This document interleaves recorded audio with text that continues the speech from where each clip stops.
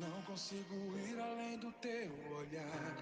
Tudo que eu consigo é imaginar a riqueza que existe dentro de você.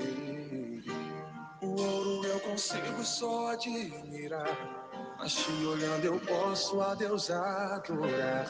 Sua alma é um bem que nunca envelhecerá. O pecado não consegue esconder a marca de Jesus. Bom dia, amigo. Boa tarde, amigos e amigas. Hoje entrando mais tarde. De manhã eu tive uma audiência na justiça, então não pude entrar com vocês aqui. Eu queria muito falar sobre a audiência, mas ainda acho que não é justo falar. Mas eu quero destacar para vocês aqui o evangelho de hoje, é claro, né? Vamos falar do evangelho de hoje. Marcos capítulo 7, versículo 14 ao 23, aonde Jesus traz para nós alguns fatores, e eu vou destacar para vocês aqui, para vocês tentarem entender o que aconteceu, e vocês entendam como quiser. Jesus fala no versículo 18, né?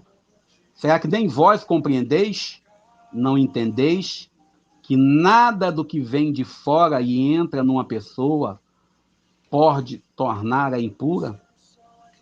Porque não entra em seu coração, mas em seu estômago, e vai para a fossa? Assim Jesus declarava que todos os alimentos eram impuros, era puro, desculpe, e podiam ser comidos. Mas no versículo 20, que aí entra aquilo que eu quero dizer para vocês, e vocês entendam como quiser, Jesus disse: o que sai do homem é isso que o torna impuro, pois é de dentro do coração humano que saem as más intenções, as imoralidades, roubos, assassínios, adultérios, ambições, maldades, fraudes, devassidão, inveja, calúnia, repetindo, calúnia, orgulho, falta de juízo e a mentira. E eu repito, a mentira. O que eu estou dizendo para vocês? É que, às vezes, me, me custa acreditar que pessoas que usam a Bíblia, que leem o Evangelho, que proclamam a palavra, que têm cargo eclesiástico, pessoas que têm funções, né, de confiança, conseguem chegar numa audiência e mentir. E conseguem falar com a cara de mais vazia, mais sem vergonha que pode se ter. E as pessoas falam isso até mesmo na vida. O evangelho de hoje, ele traz para a gente uma resposta para as nossas atitudes perante a sociedade. O evangelho de hoje, ele vem nos dizendo, nos dando a resposta para aquilo que nós vimos ontem, quando os fariseus, os religiosos, criticavam Jesus pela a atitude de Jesus na sua vivência, na sua prática. O evangelho de hoje, ele é a continuação para dizer que a espiritualidade, a vivência, ela tem que sair do âmago do seu ser. Não adianta você querer ser cristão apenas do verniz, ser cristão apenas dizendo, eu sou cristão, eu vou na missa, eu rezo, eu vou no culto, eu participo da Santa Ceia, eu vou celebro a Eucaristia. Mas quando você vai perante o grande juiz, que é Deus, eu quero ver você mentir. Eu quero ver você dizer para o juiz que não sabia de nada, que não é verdade aquele fato. Essa é a verdade. Esse é o evangelho de hoje. O evangelho de hoje, ele traz para nós uma pancada, e eu falo para nós que para mim também, porque nós somos passíveis desta palavra de hoje. O evangelho de hoje, Jesus chama a multidão e ele tenta trazer para nós uma notícia no sentido de romper a barreira. Comer junto envolve ter vida em comum. Comer junto envolve ter vivência comunitária. Viver junto envolve ter prática comunitária. A boa nova do reino, que nós acreditamos, que nós pregamos, não envolve mentira, não envolve insegurança, não envolve, no sentido pleno da palavra, falsidade. Se envolve isso, então desculpe, você está seguindo outro Cristo que não é o Cristo Jesus de Nazaré. Não é o Cristo que viveu, que morreu, que ressuscitou. Por isso, hoje, o evangelho, que de manhã eu tentei fazer 3 vezes, no corre-corre, fui lá, gravei, não deu certo, entrou o áudio errado, depois entrou o barulho, depois entrou outra coisa, acabou que eu falei, melhor deixar para fazer para depois do encontro. Mas, diante do encontro de hoje, a minha indignação, diante daquilo que eu ouvi, que já que não é segredo de justiça, eu não posso dizer o que é, mas não é segredo de justiça, perante uma autoridade, a pessoa mentir e achar que isso é a coisa mais natural, achar que isso é a coisa mais certa a fazer. E mentiu orientado por alguém para mentir. Orientado por alguém que tem mais graduação.